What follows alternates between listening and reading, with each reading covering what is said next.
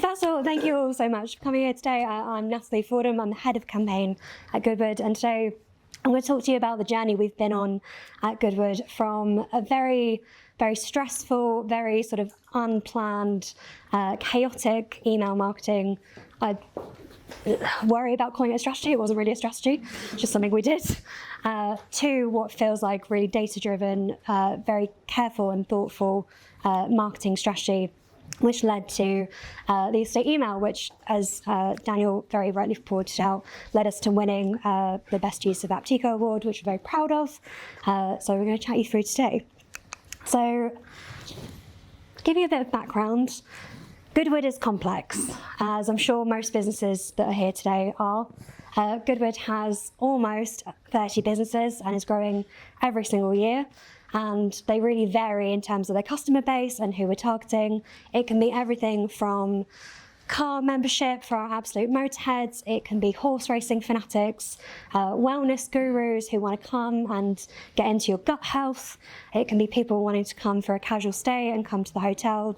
Maybe they're attending a meeting, an event as part of a conference. So there's a real range of people that we have to talk to. There's a real range of people that we have to target towards, and trying to grow that all the time. It means our database, while it is substantial, it's complex, it's difficult, and it means that everybody has different needs, and that varies. And previously, as part of that, each marketing function that would take care of the different businesses would just email everybody all of the time about everything. And even just looking at the amount of people in the room here, that would mean that every single one of you would receive every single email from Goodwood about every business. So imagine your inbox flooded with Qatar Goodwood Festival, and then Goodwood Revival, and then, oh, did you know we're launching a dog membership at the kennels? Oh, and we've launched Tapsticks Paddock, so please come along and use that and bring, your pawed friend. So as you can imagine, the bombardment was crazy. It felt like a lot, and it felt really chaotic. Hi. So that's our problem in a nutshell. So over-mailing of those kind of soulless comms, that being really, really regular, and that driving a lower engagement, a high unsubscribe. So all of that effort we've gone to with our kind of outbound marketing, digital techniques to kind of gain people onto that base, we were losing them in really rapid succession. And although we have some businesses that are 365, we are also a cyclical business. We have businesses that are year-on-year events, and obviously the cost of acquisition is incredibly high for that. So you want to try and keep people, keep them on the base, and keep them as engaged as possible. So as you can see, our clicks were declining year on year, and that click rate was also declining. It's also worth mentioning that a lot of this comes with a background of a data system that wasn't functioning very well. Our systems didn't talk to each other. We couldn't actually say whether you were a horse racing fanatic and a car fanatic versus a dog fanatic or a golf member. But you were always in your individual system, and part of bringing R-Cubed into our kind of ecosystem and helping us on that journey was actually building a system that brought all of those things together. So it allowed us to actually look at a customer as an individual and put all of those pieces together to know about them. And also for us to align the kind of demographics we had, how they ranged across everything, to kind of do that analysis to actually know our customer and know the ones we should be retaining and the ones that are inevitably going to churn. So, really, really quite pressured, and that led to us kind of creating this, single view of a customer, enabling us to put those businesses together and understand how they interact with us, and also understand the kind of background of what might they interact with in the future. They look like a certain customer that is a Goodwood fan, not just an individual business fan. So how can we keep them? How can we retain them? And how can we show them the other businesses in the right way to get them moving on? Let's start. So we can then move on to the estate email, which was, I can't even remember the kind of brainchild of probably Beth and Zoe and James, my boss, all coming together and going, what is the best way to communicate all of these different businesses at the same time together, rather than this kind of bombardment of maybe having up to 20 emails a week from us, which obviously feels like a lot. So the idea was to go to a single email per week, using all of that data knowledge that we now had in the single customer view and tailor that completely. So the email that we attempted and we have created very successfully and that we kind of came up with was something that was entirely dynamic, which I think in a world where Goodwood was very much in its individual business lanes, it sounded like a dream. It sounded ridiculous. It didn't sound like we were going to be able to achieve that. And I think one of the biggest challenges was bringing stakeholders along that journey with us. I think, for a motorsport marketer who had to worry about Festival Speed, who had to worry about fellowship memberships and Goodwood Revival, they didn't necessarily care about this because their engagement was great. A lot of our base is motorsport fans and they make up a big percentage. However, for our kind of hotel marketer who is also trying to sell meeting and events conferences and bringing people into kind of those smaller businesses that are 365 and so have lots of availability and people can engage with over and over again and is actually quite a good thing for us to encourage people to. Obviously, this sounded great. And those kind of different opinions sometimes in a room can be challenging. And also from the kind of different levels, sometimes senior leadership, they're going, well, actually revenue's fine, and yes, we want to grow, but it doesn't seem like this is a problem. But obviously as a kind of campaign team, as a CRM team in the middle, we're going, your engagement's going down, you're losing people all the time, your cost of acquisition is high. We think this can actually save you money, which I'm sure all of us in business, that's one of the biggest drivers for it. But also one of the biggest things at Goodwood that we credit ourselves on is that they're not just customers, they're not just fans, they're part of the estate, they're part of the family. And our comms needed to represent that, our digital presence needed to represent that. And previously, the kind of scattergun approach wasn't really achieving that. It didn't feel like we were taking care of people. And that, as a Goodwood ethos, really did work with our stakeholders. It really made people believe that if we want to be better, if we want to grow, if we want to see another 300 years of this historic estate, then we actually need to take care of people as we do it. And so it's a bit of a kind of emotional leaning when you're discussing these things and taking it around the different groups and getting stakeholders on board, as well as this is what it can drive in numbers and this is what it's going to lead to. So the objective was clear. We want to increase our click rate. We want to drive up our average clicks per individual, which means we want people engaging with us more. You're not just a casual fan, you're an absolute fanatic.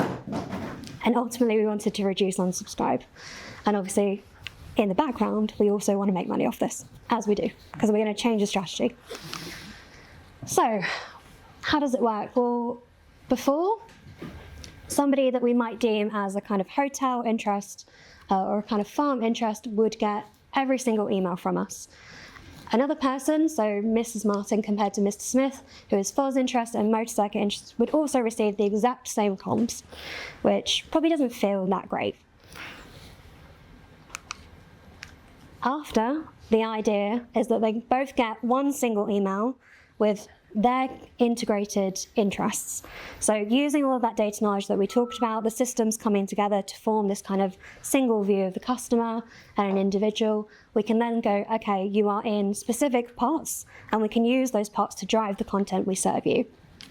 Now, what we can also do is go, actually, you look like the kind of group that might enjoy one of the other interests because of those demographic backgrounds, or because of things like location. We might want to test something, you're within a 20-mile range, we happen to know that you're in a specific financial category, we want to see if we can drive home the idea of the Goodwood Organic Estate and the kind of home farm message.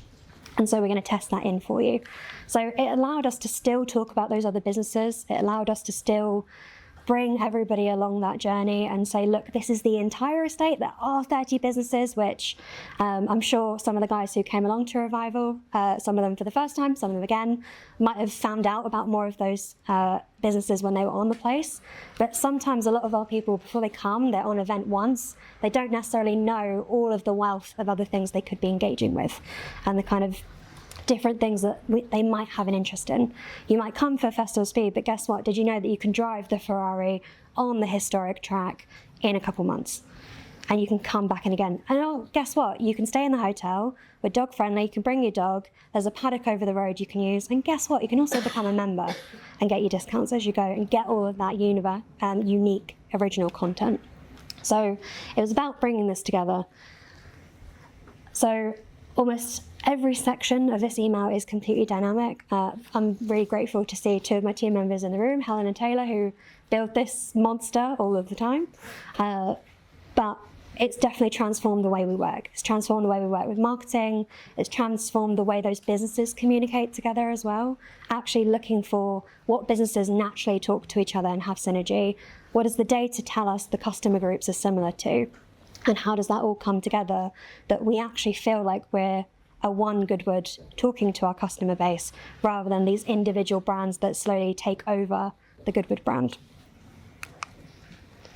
Right. So, steps to driving the estate email is obviously Apteco Fast Stats, using that SCV to kind of pull all of that analysis, create our kind of interest groups. And it's worth mentioning that at the moment, our interest groups have kind of been very much a kind of catch-all. It's a big pot, and the idea is to put as many people in as possible, and then you use that kind of email engagement to see where that goes and to see whether they continue to show that interest. Obviously, building that on, that these future selections have that kind of are future-proofed so that the data points are coming in as we go, that interest pot is continuing to grow. So for example, the estate email where we served you about the home farm and you went on and you actually bought some sausages, they were delivered, they were lovely, you reordered. You're now in the farm interest. So all of those pots are growing. So your individual interests are rising and ensuring that as we go, that those dynamics are keeping churning. So the actual analysis happens, we're kind of future-proofing, and then we're using people stage to keep building those dynamics and to keep generating what all of those need to be and putting the right people in the pots. We also have that wonderful thing that we all need to do, which we're very, very lucky to have our cubed in the background for us, is actually help us with the analysis of this. Especially with those stakeholders, it was paramount that very, very quickly we had really, really robust reports, really, really robust presentations to take round and to assure everybody that this was working, that the signs were moving in the right way, and also that we noticed those variants that we could pick up on it. So for example, 30 businesses, not every business is the same. This might not have worked for every single business. And actually it's interesting that as we went on, it worked for the majority, all except one. And for those in the room that might work in different businesses, it's our e-commerce brand, our retail, needs a bit of a different pathway, a bit of a different customer journey, does still get included, but it's not its peak performance. Whereas the estate email for every other business across Goodwood was, and still is, and improving, which is really interesting to see very quickly from all of those reports that we could pull that out and go, actually, this business is unique. We've been thinking of it in a certain way. The customers don't react to it in the same way. And though it works for the majority, it doesn't work for this niche. But moving on to kind of what we went from all of those kind of services to that one targeted personalized email.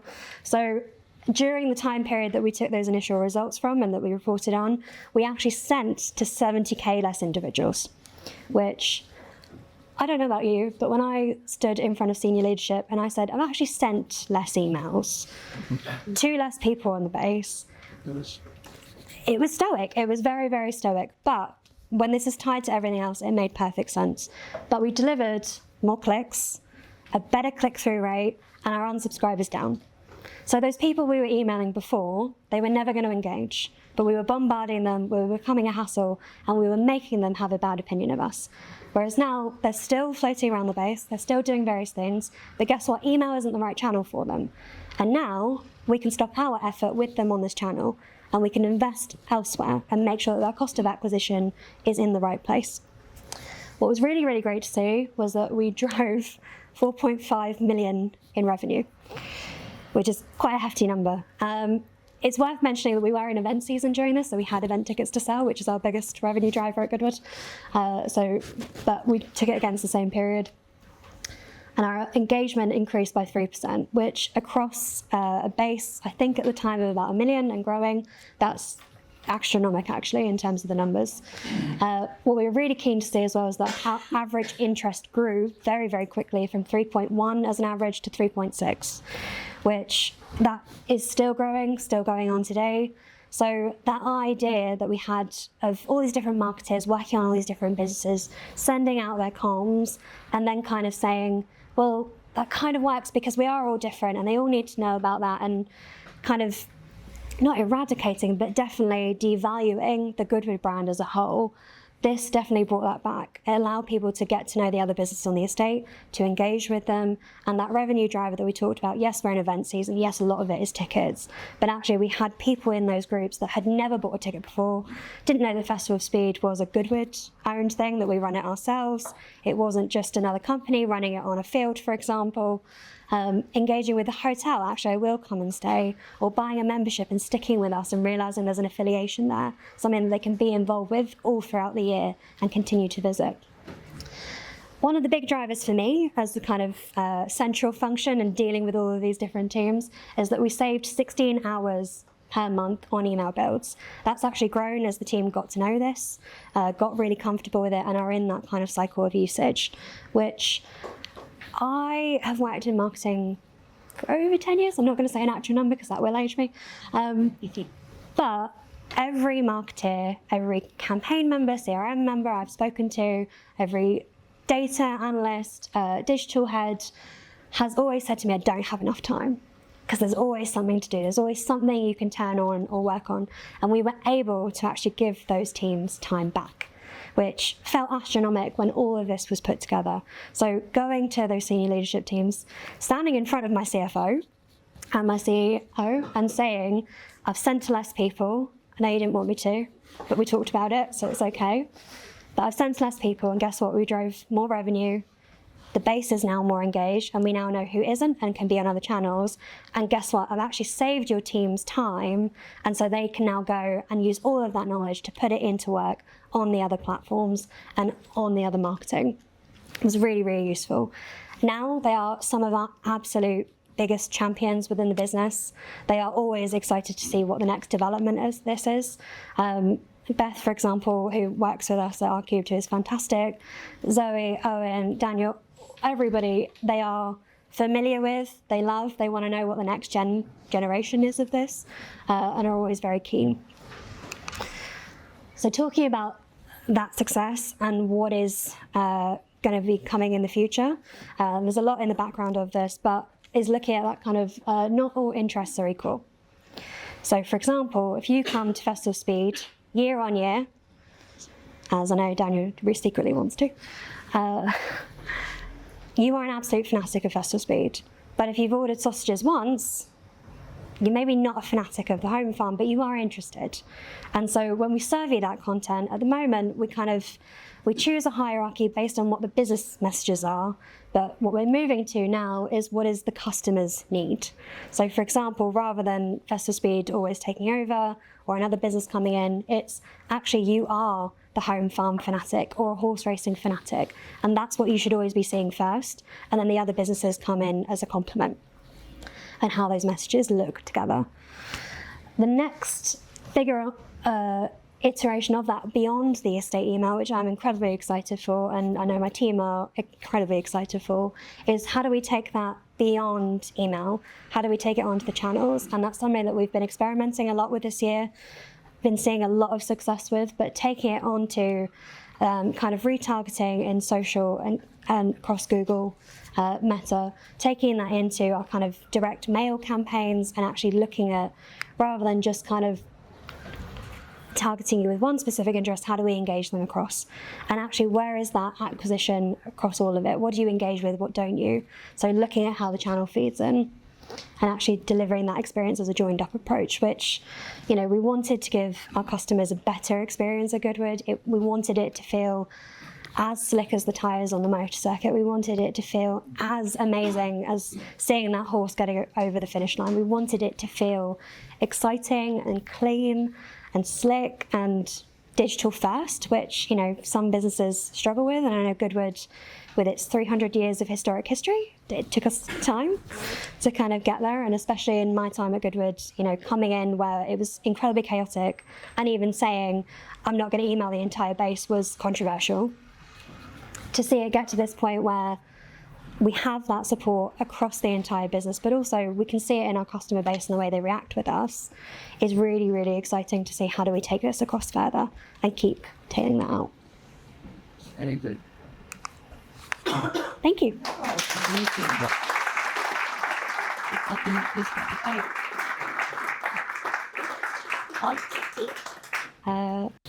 Hi, amazing case study. I loved it. Absolutely brilliant. Thanks. Although I've got one question really. So you did painted a really good picture of what before was like and what after was like. But how did you manage that dodgy bit in the middle? Yeah. And particularly the finance directors or the CEO, how did you keep them? And A lot of meetings, I will say. But also a lot of it was about A/B testing and knowing the kind of pathway that we were going to take them on. Our cubes were really, really great with that, of how do we make this visual, make this really clear, and kind of set not only those objectives at the beginning, but how are we going to measure them and in what succession. So what the results after the first send, what the results 6 weeks in, 3 months out, for example, and keeping that going. But a lot of it was also trialing stuff, not being afraid to tweak things. So the interest pots that we have now and are future-proofed, they weren't the same iteration when we first started. They had to be tweaked, they had to be changed. And also as we went through, really sitting in that data consistently and going, it doesn't work for all businesses, or it kind of is, but we're seeing them really engage with this kind of content. So actually a secondary interest needs to look a certain way in order for it to have impact, and trialing those different things. So it's kind of pulling all of those different heads together, of kind of your design head of this needs to look and feel fantastic. And when you're integrating that many brands, that's quite a tricky thing to do. Sitting in the data to kind of feed all of that information and being willing to feed that back and going, we're not quite sure of this, or actually an email send hasn't quite got the results we were looking for. Let's go into it and let's not be afraid to do a deep dive and pull those things out and to tell people on that journey. I think one of the biggest things for us at Goodwood as a whole, but also in our team, was the transparency. So when something didn't go right, being honest about that and telling people, because I think, especially at that level, they know very well that the road isn't straight, that it's not going to be perfect, and they kind of want to know that you're thoughtful about that you're adjusting, and they want to know that you're able to face those challenges. So being really honest about the problems that went awry, and kind of retail, as I talked about earlier, one of our businesses that is predominantly kind of tied to our events business, where it's merchandise and memorabilia, but does have a 365 range. It wasn't performing in the same way. Our e-commerce business needed to be thought about completely different. And so we took that aside and created its own kind of project and treated it differently. Doesn't mean it doesn't have mechanisms to tie in, and we'd still do that. And I think also that kind of, at Goodwood, we're very unique in that we sit in a campaign team, essentially, and we have marketers around us who are kind of our business experts. In campaign, we had to have our heads very calm, very clear, and be really bold about the suggestions we were going to make, and be unafraid to kind of challenge people to go, you know what, that Goodwood content isn't good enough. You're talking about what we think is going to be the most prestigious dog event that we're launching, and you're putting it alongside Festive Speed, where you've got F1 cars on the track and amazing images. It doesn't stack up. And so it was kind of a process, especially in that first 6 months, and continuing that onwards, of kind of using all of those different heads together. So using the data, really leaning on our analysts and being really interested in what that's saying to us, not trying to make it go a certain way. I think it's really easy to kind of put your own ideas on what something should be delivering, and then when it doesn't, kind of give an excuse and go, oh, it's because we haven't got availability, or oh, it's because we haven't necessarily got that t-shirt in the specific colour that was selling very well.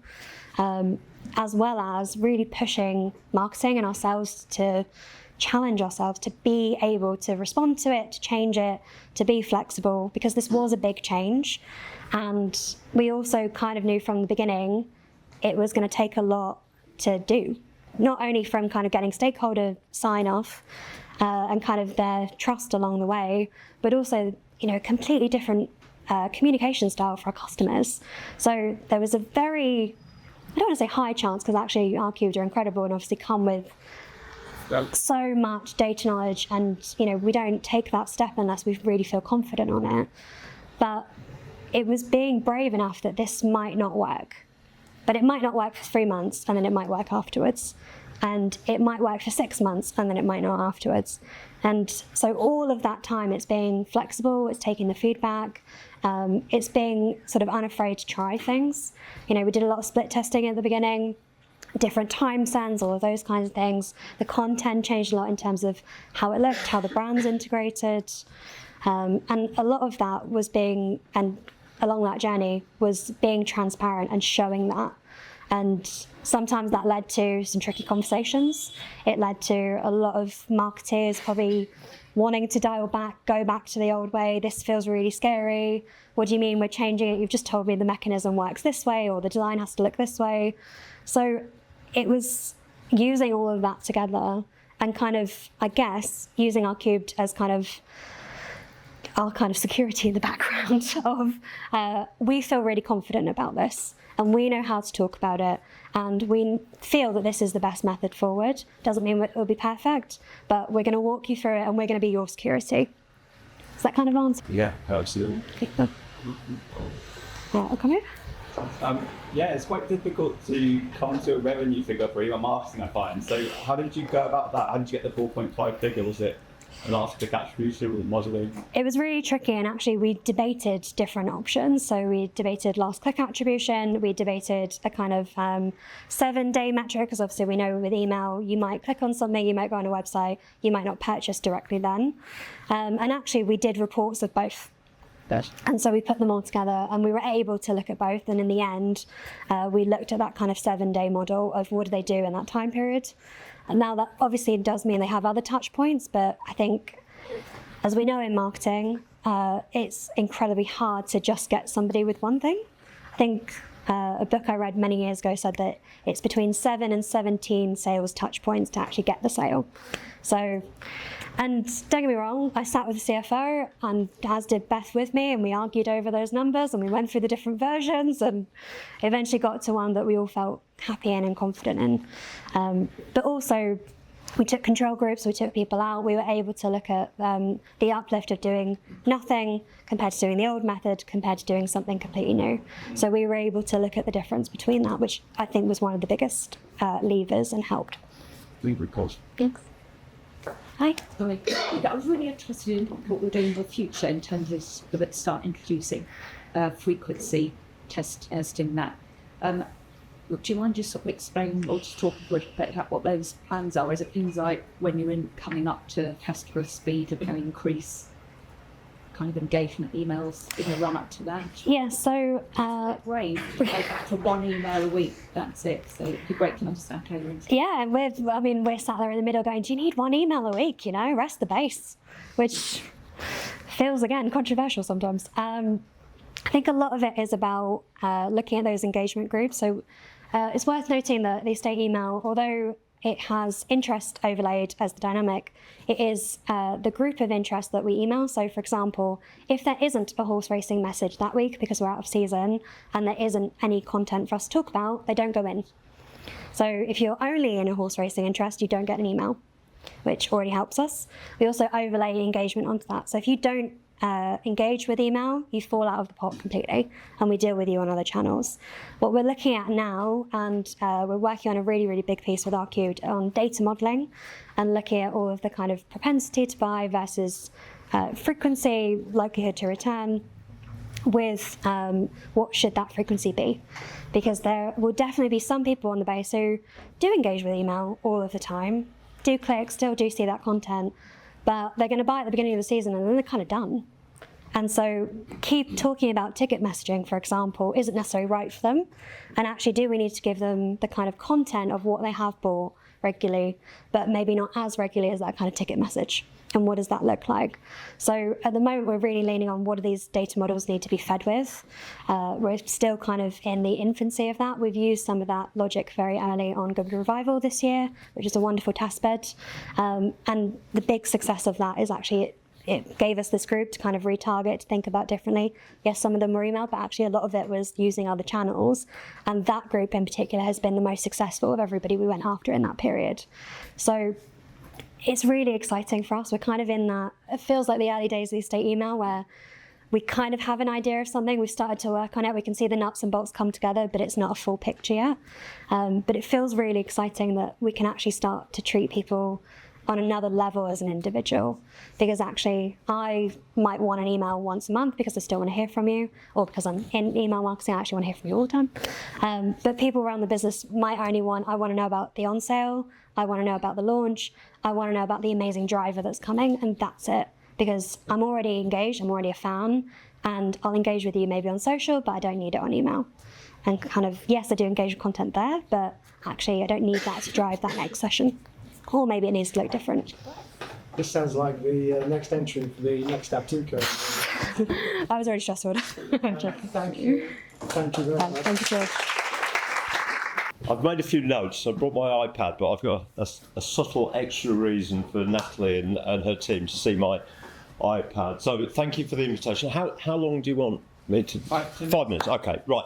So what we look for in the annual competition for the best use of Apteco is 5 things: the effective use of the Apteco software, creative use of the technology, a strategic change for the business, a tangible result, and the commercials of the result. And you've just heard from Natalie what a fantastic use case Goodwood put in, and they are the winners from last year, but their term as winners is coming to a close. This morning, on the train down from Leamington, I was reading some of the entries in the best use of Apteco competition for 2025. And we've had the biggest ever set of entries, and we'll look forward to presenting those at the Apteco conference, which is on the 13th of November at the British Film Institute on the South Bank. And for those of you who've not enjoyed living through COVID and streamed conferences, I'm glad to say it's fully in person, one day, and the awards will be presented there and then with celebration. So if we look at the Goodwood case, I think the most striking thing that we picked up when we do the judging is in 2 parts, where we have a group from all around Apteco, around the world, who participate in Apteco judging to pick the finalists, and then the attendees of our conference vote on the presentations those finalists made. But what I recalled when looking back at the Goodwood case was that strategic decision. Of those 5 topics, it seemed the most significant was the realisation that 30 brands was actually going to do damage to the whole of the Goodwood estate. So it was a strategic change from brand silo activity into whole estate activity. But they were also highly creative. They're great at how they present the materials. They proved the effectiveness. You've seen some of the numbers. So you could see that they'd actually made that transition from separate teams in silos sending their own lists to an estate email. And they've done so, as any of you who've been to Goodwood will know, with class, with quality, with a beautiful presentation that ties into the brand. So effective, creative, strategic, they were all there. But they also showed the tangible results of the change. And for sure, when you go back to base, you're going to be talking to your CFO or your senior leadership team, you've got to be able to show that this thing actually worked. And Goodwood, as you've just seen, had big numbers. Numbers in terms of percentage change for unsubscribes, numbers in terms of attributed revenue, numbers in terms of hours saved. And it is quite a common topic in the applications for the award that we see, the entries for the award, is time saved. People actually measuring how effective the marketing team can be. And then finally, commercially, the fact that they can generate that much revenue out of it. So clearly a strong entry. Of course, there was detail in there about how Goodwood and R-Cubed use our technology, but we're actually looking at the bigger picture. We're looking at what did they do with the marketing, with the award. Now, when Daniel collared me earlier and said, would you mind doing this? He didn't know quite how excited I am about Goodwood and quite how keen I am, because I have lived the entire experience. And you're not all going to be able to see this, but on my iPad here, I have my inbox sorted for Goodwood. And it goes back years and years and years. And Natalie, you're not close enough to see it, but there's a load of email down here that's 2020, not 2019, 2020, and it's unread. Yeah, I didn't touch it. Whereas up at the top here, and particularly the one that I've picked up, is an event that I didn't know anything about until a recent visit, which I'll tell you more of. And this is Goodwood, and you've got to love an estate that's 300 years old that's still prepared to take the mickey out of itself. But it's a Goodwood branded estate email because I entered my interest in it. I've got a Labrador called Django, and I would love to bring Django to Goodwood. And there's a lot of stuff about Goodwood, but look down here, we get the estate part with branded goods, Sunday lunches, and Christmas dinner. So I've lived your experience. I've seen it. Even more, when Natalie entered the award judging, after we selected Goodwood as a finalist, Natalie and her team entered, and we selected them as a finalist, we have a bit of a conversation about how we will present the case at the conference. And I revealed to her that at that time, a year ago, I was in the good fortunate possession of tickets for the revival. I'd been given them for my birthday. So 3 weeks ago, I attended Goodwood for the first time ever. I had that present, and it's historic car racing, and if you've never been, go and have a look. I mean, if you think of an E-Type Jag as a really nice, sleek car that cruises down the seafront, they are monsters with flames coming out of the exhaust pipe, with guys who are determined to get past at the chicane, which is where I was sitting. It was absolutely astounding, fantastic racing, even though the weather was a bit grotty. But as part of my trip with my group of 11 family members, we also went to a war grave for great uncle Jim Smith, who was killed flying a Spitfire during training in cloud in formation in the Second World War. And it was only when we went and visited his grave that we realised that where he had been training at RAF West Hamnet is what we all now know as Goodwood. So I'd spent the previous day sat at the chicane watching historic cars racing around the perimeter road of where great Uncle Jim had been training. And I was totally sold on Goodwood, the Goodwood, the Festival of Speed, the revival. I thought this is all fantastic. And then to add to it, I have a hobby. And my hobby is flying little planes. So obviously I have an affinity with great Uncle Jim. And you can't fly a little plane into the revival because they're using the track. You know, there's lots of people there. They don't want some amateur like me coming storming in. But you can land on the runways for the Festival of Speed, and I imagine also for Goodwood.